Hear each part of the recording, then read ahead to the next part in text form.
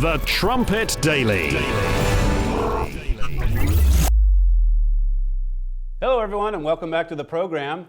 Early on in his presidency, President Obama, back in early 2009, made a comment about American exceptionalism, and he said to some reporters that he believed in it, just as I suspect the Brits believe in British exceptionalism and the Greeks believe in Greek exceptionalism.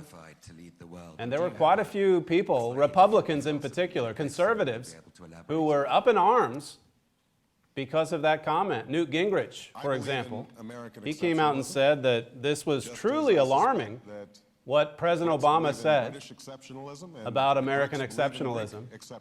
In 2012, when President Obama was running for re-election, his opponent, Mitt Romney, he came out and said, our president doesn't have the same feeling about American exceptionalism that we do. Again, some strong and pointed criticism, so much so that in the Republican Party platform that very year, they had 7 main points that they went through for their platform, and one of them was about American exceptionalism. It is a special idea on which America was built.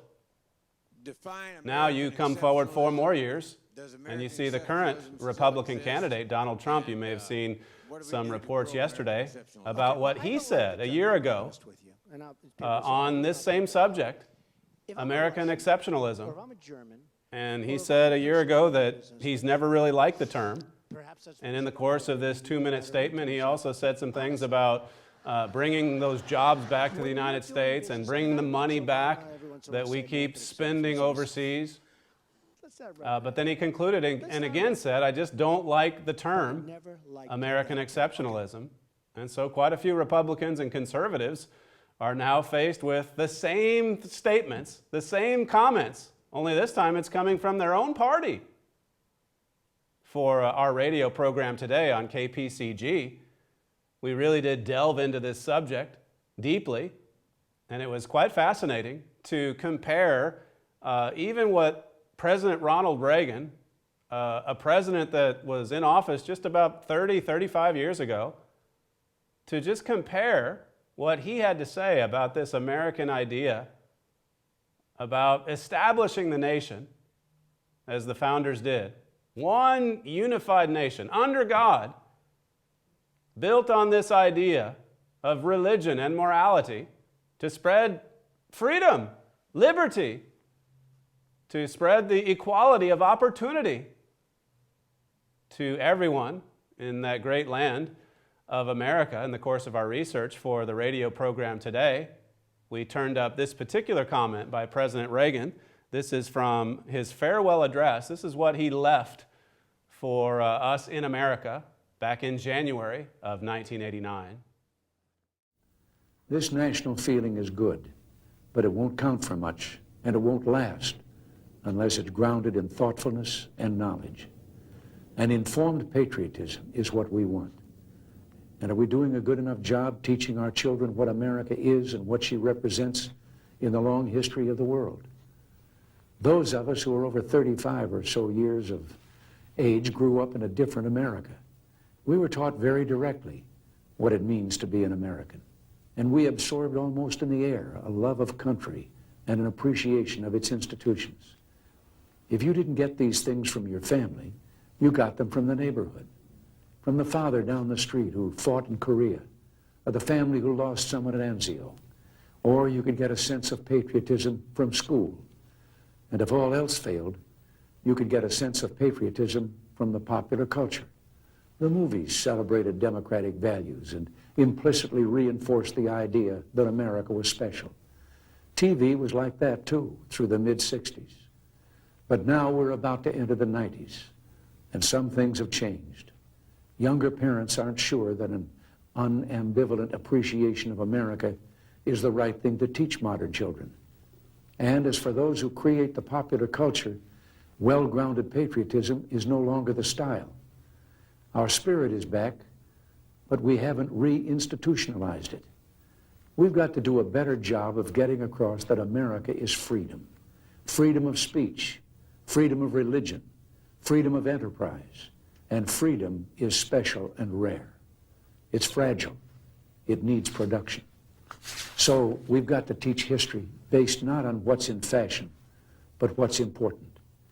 Why the Pilgrims came here, who Jimmy Doolittle was, and what those 30 seconds over Tokyo meant. You know, 4 years ago, on the 40th anniversary of D-Day, I read a letter from a young woman writing to her late father, who had fought on Omaha Beach.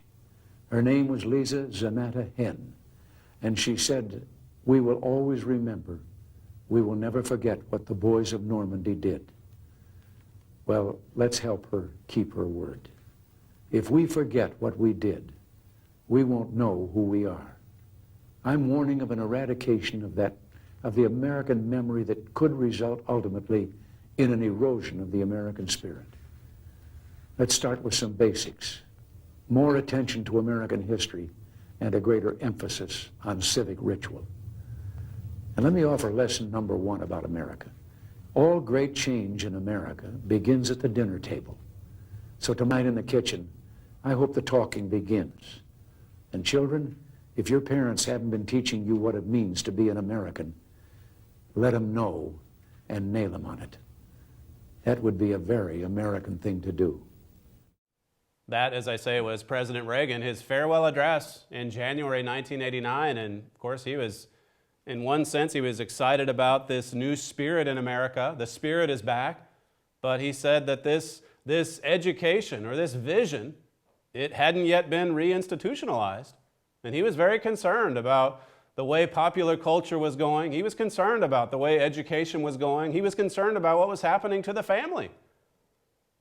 Some pretty amazing comments about the American idea, about American exceptionalism. So much more is discussed on today's radio program, the Trumpet Daily Radio Show, which you can listen to live every single day on our website, thetrumpet.com.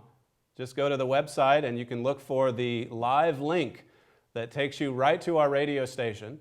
And that program plays every day here in the UK at 1 p.m. in the afternoon. And it plays every day at Oklahoma time, where our headquarters campus is, at 7 a.m. in the morning. Every weekday morning in Oklahoma, every weekday afternoon, right here in the UK. Make sure that you go and listen to that program today. You can hear it live, as I said, but you can also get the podcast also at thetrumpet.com or through iTunes or on a number of other devices if you'd like to. So become a listener today to the Trumpet Daily Radio Show. Thank you for joining us again, and we'll see you next time.